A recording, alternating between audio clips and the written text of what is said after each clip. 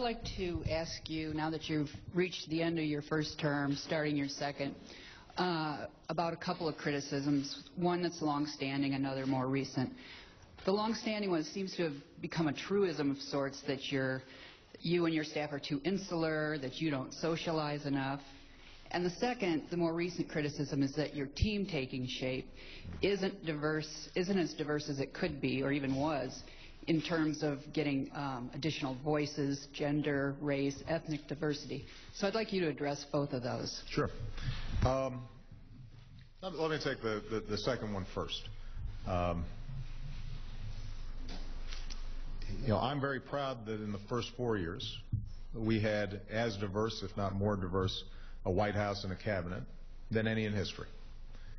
And I intend to continue that because it turns out that when you look for the very best people, given the incredible diversity of this country, you're going to end up with a diverse staff and a diverse team, and that very diversity helps to create more effective policy making and better decision making for me, because it brings different perspectives to the table.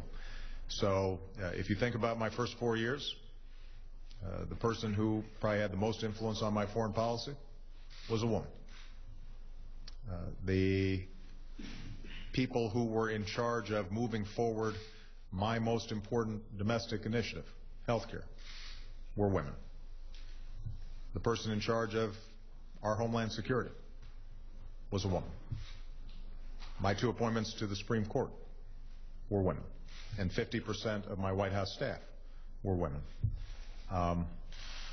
So I think people should expect that that record will be built upon during the next 4 years. Now, what I've made 4 appointments so far, and one woman, admittedly a high-profile one, is leaving the administration, has already left the administration, and I have made a replacement. But I would just suggest that everybody kind of wait until they've seen all my appointments, who's in the White House staff and who's in my cabinet, before they rush to judgment. Yeah, but I guess what I'm saying, Jackie, is that I think until you've seen what my overall team looks like, it's premature to assume that somehow we're going backwards. We're not going backwards, we're going forward. With respect to this truism about me not socializing enough and on the back and all that stuff, most people who know me know I'm a pretty friendly guy, and I like a good party. And the truth is that when I was in the Senate, I had great relationships over there, and up until the point that I became president, this was not an accusation that you heard very frequently. I think that really what's gone on in terms of some of the paralysis here in Washington, or difficulties in negotiations, just have to do with some very stark differences in terms of policy, some very sharp differences in terms of where we stand on issues. And if you think about, let's say, myself and Speaker Boehner, I like Speaker Boehner personally, and when we went out and played golf, we had a great time, but that didn't get a deal done in 2011. When I'm over here at the congressional picnic and folks are coming up and taking pictures with their family, I promise you, Michelle and I are very nice to them, and we have a wonderful time. But it doesn't prevent them from going under the floor of the House and blasting me for being a big spending socialist. And the reason that in many cases Congress votes the way they do, or talks the way they talk, or takes positions in negotiations that they take, doesn't have to do with me. It has to do with the imperatives that they feel in terms of their own politics, right? They're worried about their district. They're worried about what's going on back home. I think there are a lot of Republicans at this point that feel that given how much energy has been devoted in some of the media that's preferred by Republican constituencies to demonize me, that it doesn't look real good socializing with me. Charlie Crist down in Florida, I think, testifies to that, and I think a lot of folks say, well, you know, if we look like we're being too cooperative or too chummy with the president, that might cause us problems. That might be an excuse for us to get a challenge from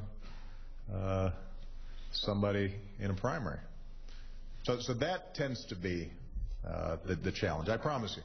We invite folks from Congress over here all the time. And when they choose to come, I enjoy their company. Sometimes they don't choose to come, and that has to do with the fact that I think they don't consider the optics useful for them politically. And ultimately, the way we're going to get stuff done, personal relationships are important. And obviously, I can always do a better job. And the nice thing is that now that my girls are getting older, they don't want to spend that much time with me anyway. So I'll be probably calling around looking for somebody to play cards with me or something, because I'm getting kind of lonely in this big house. So maybe a whole bunch of members of the House Republican Caucus want to come over and socialize more. But my suspicion is getting the issues resolved that we just talked about, the big stuff. Whether or not we get sensible laws passed to prevent gun violence, whether or not America's paying its bills, whether or not we get immigration reform done. All that's going to be determined largely by where the respective parties stand on policy, and maybe most importantly, the attitude of the American people. Now, if the American people feel strongly about these issues and they push hard and they reward or don't reward members of Congress with their votes, if